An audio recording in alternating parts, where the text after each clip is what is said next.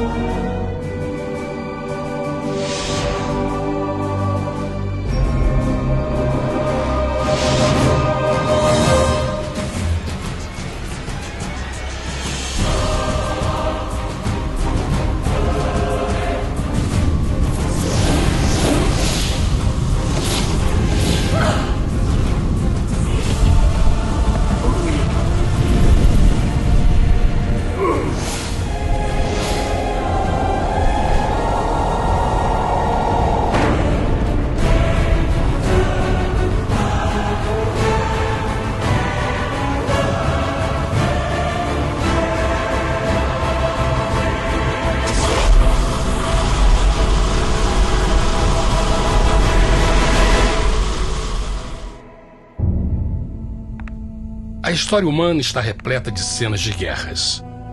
E todas as pessoas já experimentaram conflitos. Mas para entender a origem do mal, devemos viajar ao passado para a Primeira Guerra do Universo. Porque esta guerra não aconteceu na Terra. Antes que o nosso mundo existisse, houve uma guerra no céu. Mesmo as palavras guerra no céu soam como uma contradição. É quase inimaginável para nós que pudesse haver batalhas e conflitos entre as criações de Deus no paraíso. O que pode ter causado este conflito celestial?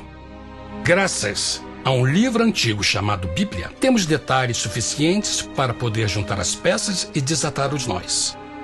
Mesmo que trágica, é uma extraordinária e bela história de amor que vai desde o princípio dos tempos até tocar pessoalmente a você, a mim e a cada indivíduo na Terra. Nossa história começa há muito tempo atrás na capital do universo. Em um lugar chamado Céu, que estava repleto de seres angelicais que amavam fazer a vontade de Deus.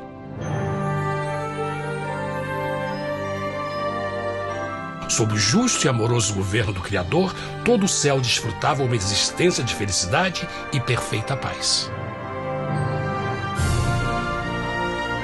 O príncipe supremo do paraíso e comandante dos anjos era o poderoso e amoroso Filho de Deus, mais conhecido com o nome que adotou quando veio à Terra, Jesus.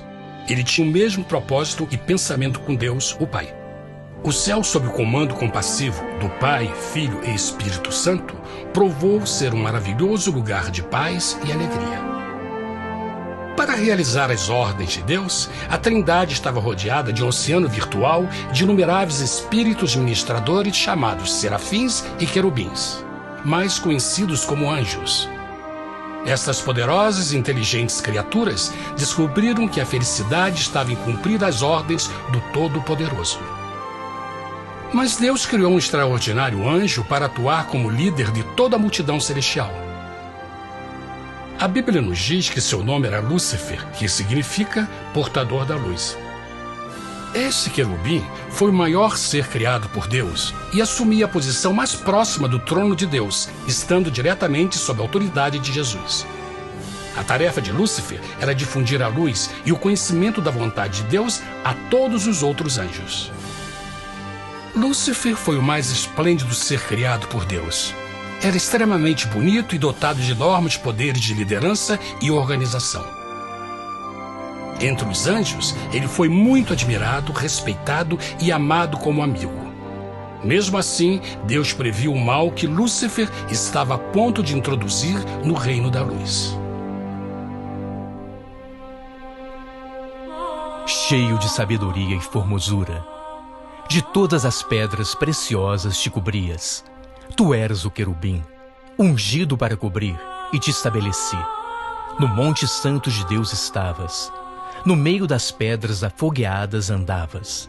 Perfeito eras nos teus caminhos, desde o dia em que foste criado, até que se achou iniquidade em ti.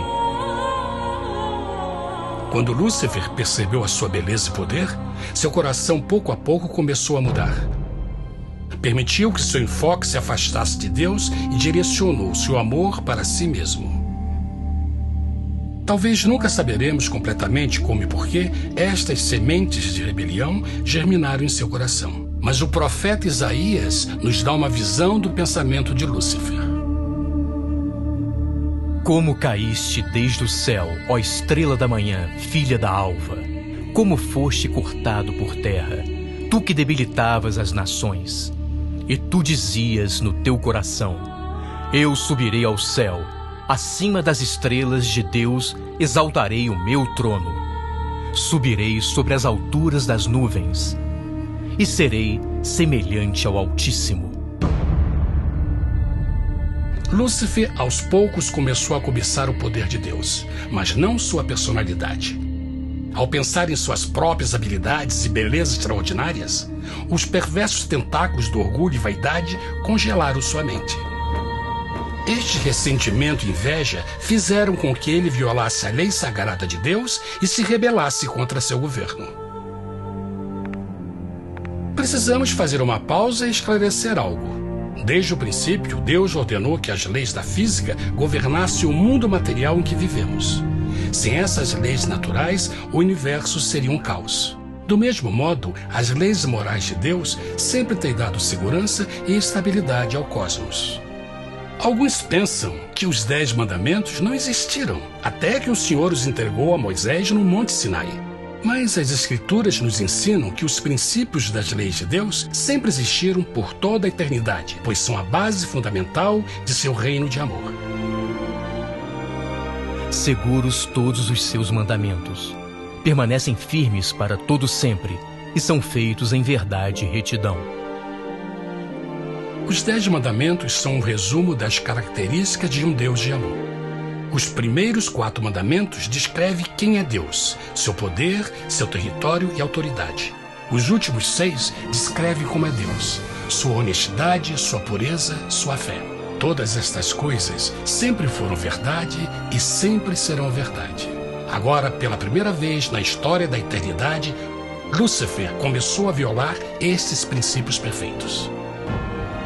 Lúcifer sabia que se fosse compartilhar o poder e status de Deus, necessitaria de apoio. E deu início ao trabalho. Começou sorrateiramente a circular entre os outros anjos, plantando sementes de dúvida e descontentamento a respeito da liderança de Deus, ao mesmo tempo em que, sutilmente, revelava suas próprias virtudes. Ele insinuou que Deus abusava de seu poder divino e suas leis restringiam a verdadeira liberdade e felicidade de suas criaturas.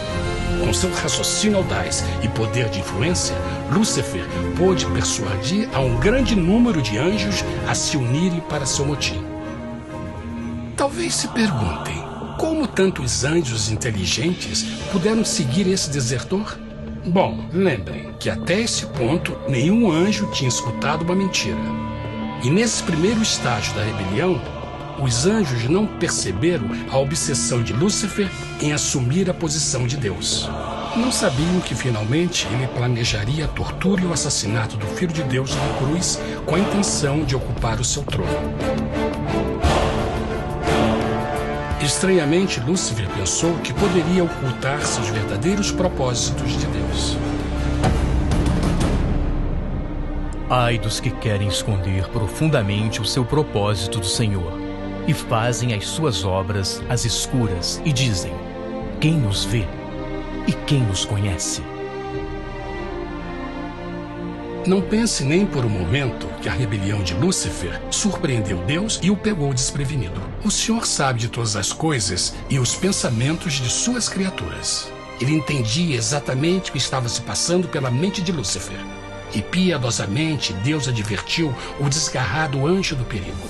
Mas no final, o orgulho e a vaidade não permitiram que Lúcifer se arrependesse.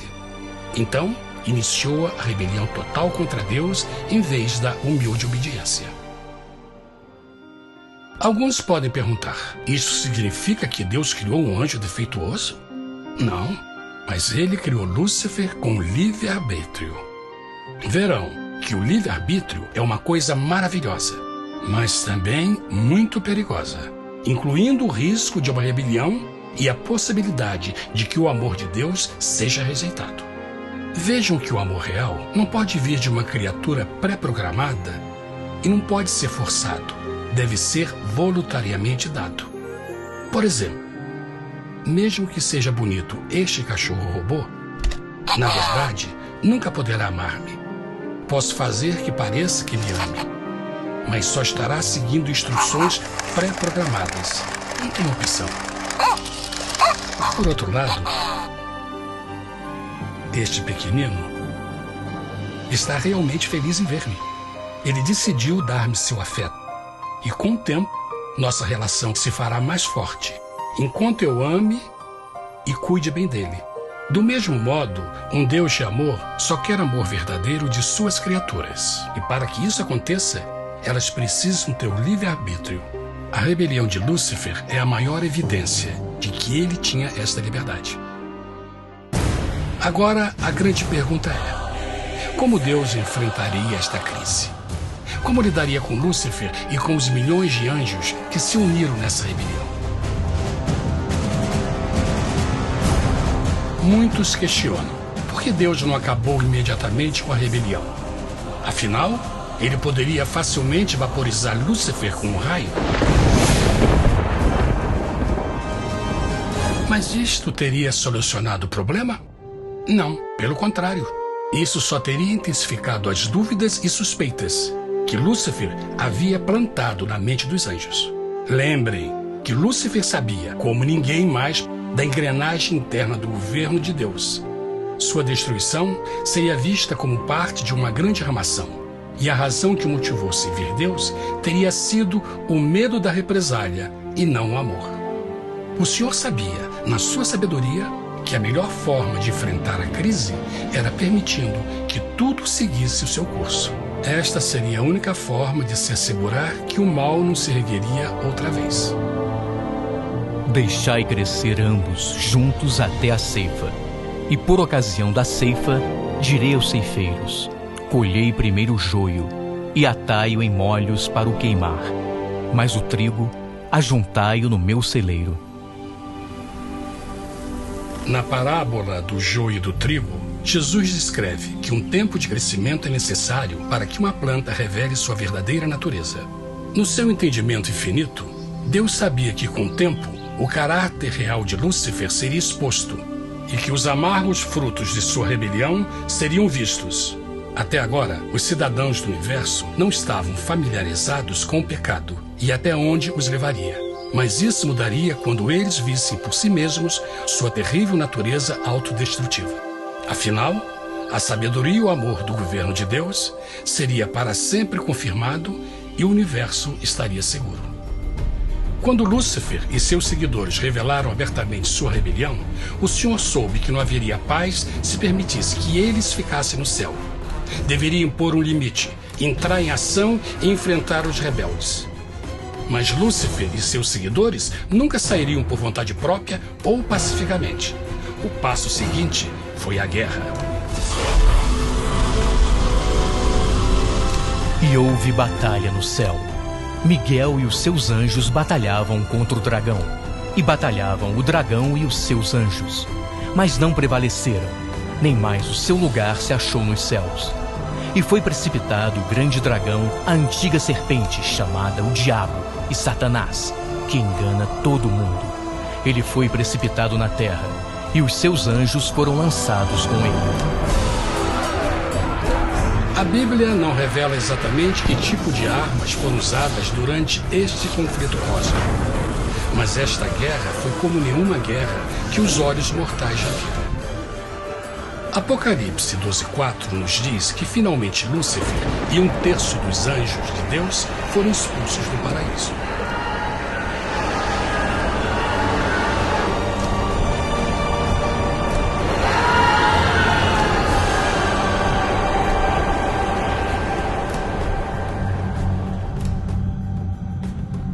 Mas e agora? Lúcifer tinha milhões de anjos ao seu lado, mas precisava de um pedaço de chão para continuar sua rebelião. Rápido, muito rápido, o universo começou a entender o quão doloroso e caro o pecado poderia chegar a ser. Mas a guerra não tinha terminado, apenas começava. Lúcifer, o portador da luz, agora virou Satanás, o adversário.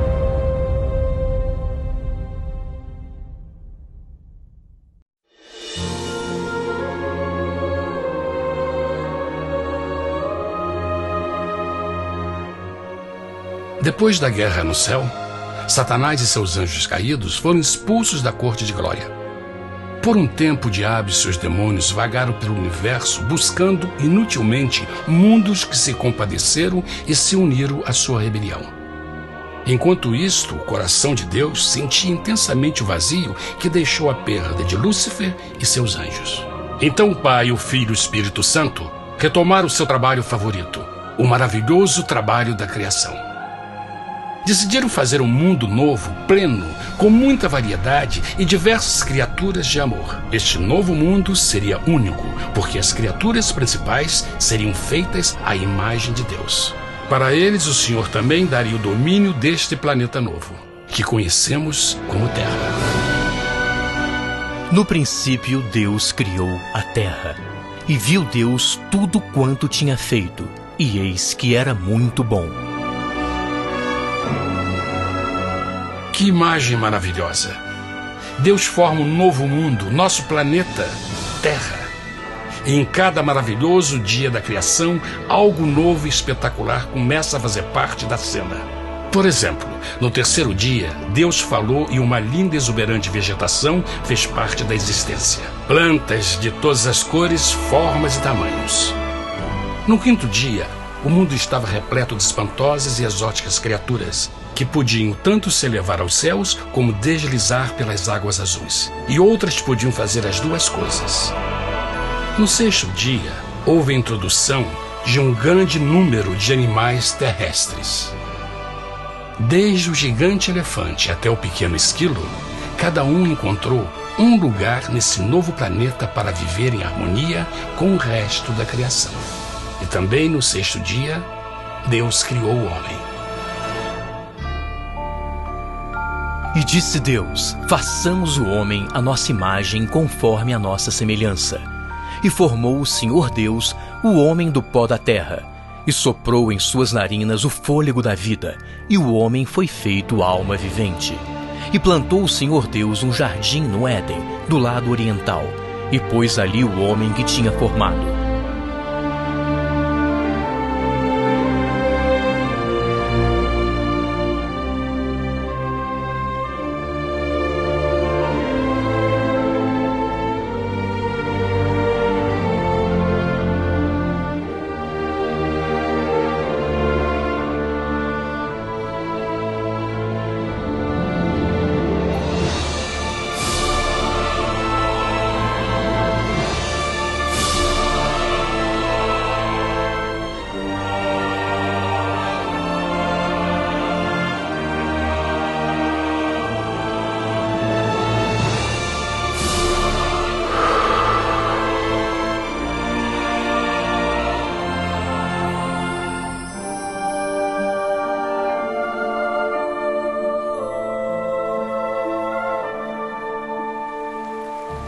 Mas que grande honra ser criado à semelhança de Deus, ser um indivíduo com liberdade de pensamento.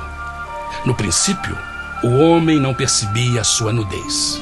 Provavelmente porque antes do pecado ele estava vestido de glória e luz.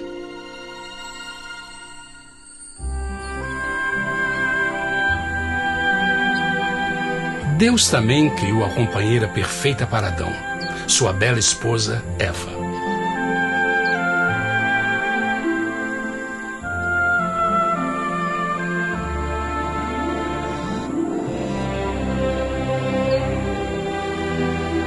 O feliz casal foi colocado em um magnífico jardim perfeitamente projetado para aumentar sua felicidade. Para Adão e Eva e as outras criaturas da terra, também foi dado o privilégio divino de procriar a sua própria imagem. A intenção de Deus foi que a raça humana tivesse domínio sobre este paraíso perfeito para sempre. Eternamente felizes e saudáveis, trabalhariam com a flora do jardim de Deus, enquanto desfrutariam o afeto e companhia de todas as criaturas sob seus cuidados. O ambiente que nossos primeiros antepassados experimentaram foi muito diferente do mundo de hoje. As rosas não tinham espinhos, os insetos não mordiam nem picavam, e os leões e as ovelhas brincavam juntos. Mas a grande bênção era os humanos viverem em perfeita harmonia com seu Criador. A cada 7 dias, Adão e Eva descansavam de seu prazeroso trabalho e gozavam de uma comunhão com a visita de seu Criador. Era um mundo esplêndido e maravilhoso. E esse estado de felicidade teria continuado eternamente se nossos primeiros parentes tivessem mostrado fidelidade com uma simples prova. Mas da árvore do conhecimento do bem e do mal, dela não comerás, porque no dia em que dela comeres, certamente morrerás. Visto que o adversário havia contaminado o universo com sua rebelião, o Senhor viu a necessidade de uma simples prova de amor e lealdade. Lembrem que os anjos bons acabaram de ver 1/3 de seus amigos serem expulsos do céu durante a guerra. Como estariam seguros de que esses novos humanos não se uniriam a Lúcifer e causariam problemas? Então o Senhor plantou uma árvore no jardim, uma árvore cujo fruto não deveria ser comido sob pena de morte. Ao passar por esta simples prova de obediência, Adão e Eva mostrariam a lealdade para com Deus e a fé em sua palavra. Ainda mais, era uma prova de amor. Por isso, Jesus disse em João 14: "Se me amais, guardais meus mandamentos." Mas alguém mais soube desta prova de fé e estava determinado a usá-la em seu favor. Satanás estava com inveja dos humanos que desfrutavam da bendita vida que ele perdeu.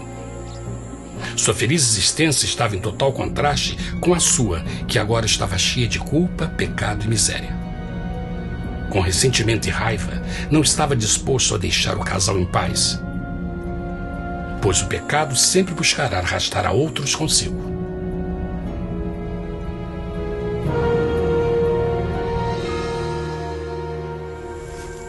Então um dia, quando Eva estava concentrada em seu agradável trabalho, se viu sozinha e muito perto da árvore proibida.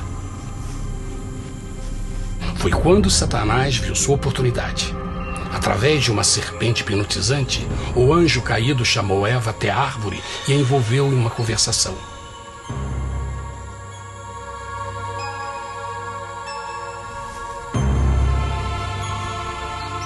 Suas palavras encantadoras foram cuidadosamente calculadas para gerar desconfiança a Deus.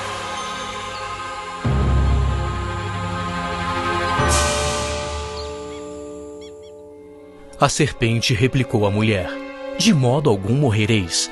Deus sabe que no dia em que dele comerdes, vossos olhos se abrirão e sereis como Deus, conhecedores do bem e do mal."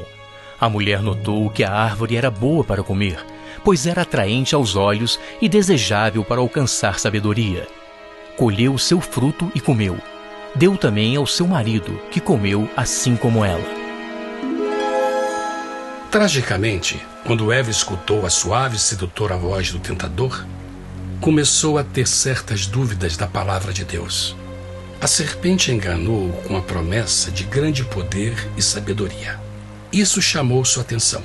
Além disso, aparentemente um fruto deu à serpente a habilidade de falar. Que outros poderes poderia dar a ela? E mesmo tendo acabado de conhecer a serpente, ela confiou em sua palavra acima da de Deus, quem a criou, e lhe deu um paraíso para viver. Então Eva comeu o fruto proibido e convenceu seu esposo a fazer o mesmo.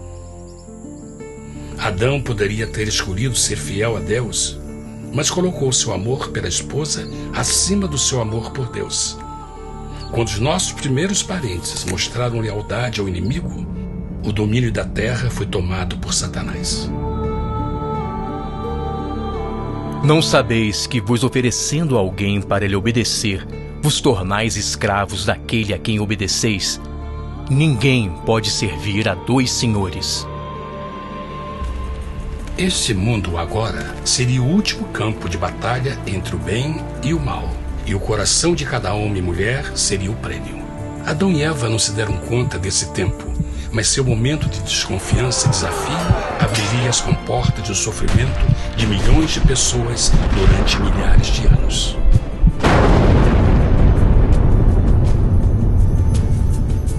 Portanto, como o pecado entrou no mundo por um homem, e por ele a morte, e assim a morte transmitiu-se a todos os homens naquele em quem todos pecaram. Nossos primeiros parentes logo enfrentaram o terrível resultado de seu pecado. Em estado santo, Adão e Eva resplandeciam com túnicas de glória. Depois de pecarem, suas túnicas naturais de luz se desfizeram e eles ficaram mortificados com a sensação de sua nudez.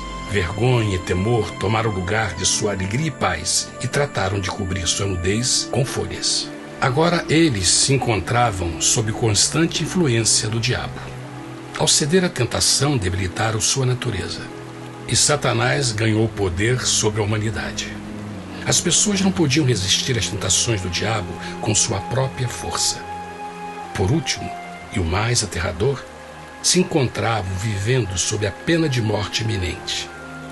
Deus havia advertido que a desobediência traria a morte. Já tinha experimentado a morte espiritual. Quanto tempo passaria para sofrerem a morte física também? Nesse ponto, seu futuro não tinha nada mais que escuridão e desespero. Tendo expulsado o homem, colocou diante do jardim do Éden os querubins com o cintilar da espada flamejante, para guardar o caminho da árvore da vida. Como o pecado provocou a expulsão dos anjos caídos de seu lar celestial, agora pela desobediência, Adão e Eva foram tirados de seu jardim, seu lar no paraíso. Tudo à sua volta estava mudando rapidamente, e a humanidade se encontrou suscetível às dores, doenças e finalmente à morte. Até os animais e plantas estavam infectados pela terrível maldição. Os espinhos e cardos agora pareciam árvores e flores, e os animais que antes eram gentis começaram a se matar e a devorar uns aos outros. O pior resultado foi que o pecado separou a humanidade de Deus. Mas vossas iniquidades cavaram um abismo entre vós e vosso Deus. São vossos pecados que ocultaram de vós sua face, para não vos escutar. Na criação, foram dados a Adão e Eva a honra de falar com os anjos, e até com o Filho de Deus cara a cara. Mas Deus é tão puro e santo que nenhum mal pode existir na sua presença. Agora que os primeiros humanos tinham pecado, Deus afastou sua santa presença deles para sua própria proteção. O pecado tinha queimado uma parte da alma do homem que já não podia ver a dimensão espiritual. Deste momento em diante, a comunicação com o céu seria limitada. Mesmo com todas estas maldições caindo sobre Adão e Eva, o coração do Senhor se encheu de compaixão. A lei que haviam violado não poderia ser alterada para salvá-los, pois é tão sagrada e imutável como Deus mesmo. O Senhor sabia que havia só uma maneira na qual o homem podia se redimir. Então um plano foi revelado, nascido do fundo do coração de Deus. Um plano para salvar o homem de seu encontro com a morte eterna e restaurar tudo que estava perdido com o pecado. Seria de grande intensidade, alcance e poder. mas seria um plano que também implicaria num enorme sacrifício. O amor de Deus para conosco se manifestou por ter enviado ao mundo seu Filho unigênito, a fim de vivermos por ele. Nisto consiste o amor, não em termos nos amado a Deus, mas em ele nos ter amado e enviado seu Filho para se sacrificar por nossos pecados. As Escrituras claramente ensinam em Romanos 6:23, o custo do pecado é a morte. A lei violada demandava a vida do pecador e só tinha um em todo o universo qualificado como substituto da humanidade. O Criador só podia pagar a dívida de suas criaturas tomando seu lugar. Então Jesus Cristo, o Filho de Deus, concordou em deixar a pureza, glória e segurança do céu. Ele viria para morrer em nome do homem em seu malvado e renegado planeta. Ele nasceria como um inocente e indefeso bebê, suportaria uma vida de dor e vergonha e mesmo assim viveria uma perfeita e vitoriosa vida. Finalmente, ele teria uma morte humilhante para poder ser o substituto da humanidade caída. Por seu sacrifício, a humanidade incrivelmente receberia uma nova oportunidade de ter a vida eterna. Seu sangue seria o resgate para um mundo raptado por Satanás. Este maravilhoso plano de redenção foi graficamente ilustrado no sistema de sacrifício de animais ordenado por Deus depois da queda do homem. O Senhor tinha avisado Adão e Eva que iriam morrer no dia em que comessem do fruto proibido. E como que permaneceram vivos? A Bíblia nos diz que imediatamente depois do pecado, Deus providenciou roupas na forma de peles de animais. É bom notar que o Apocalipse se refere a Jesus Cristo como a ovelha que foi morta desde o princípio do mundo. Isso indica que uma ovelha foi sacrificada no mesmo dia para prevenir suas mortes imediatas. Pela fé, neste sacrifício, suas mortes foram simbolicamente transferidas deles para a criatura inocente. A ovelha certamente era a representação de Jesus. Assim, um raio de esperança foi dado em uma situação de escuridão e desespero. Através do arrependimento e a fé no sangue do Messias, qualquer humano poderia uma vez mais ser filho de Deus. Mas mesmo com este grande plano para a humanidade, Satanás ainda tinha o domínio da terra. E a vida na terra não estava fácil. No mundo haveis de ter aflição, mas coragem, pois eu venci o mundo. Naturalmente, muitos se perguntam, como um Deus amoroso e poderoso permite dores e sofrimentos no nosso mundo atual? Mas está claro desde o Gênesis que Deus nunca quis que nós tivéssemos o conhecimento da dor dessa vida. Quando o mundo saiu das mãos de Deus, a terra era um maravilhoso paraíso. Foi o pecado de Adão e Eva que deu a Satanás o direito de assumir o controle deste planeta. Devido à sua trágica eleição, o diabo e seus súditos ganharam o poder de tentar e atormentar os humanos, introduzindo a doença, a dor e o sofrimento. Talvez fosse melhor perguntar: por que Satanás não tem o controle total da humanidade? A resposta é Jesus Cristo.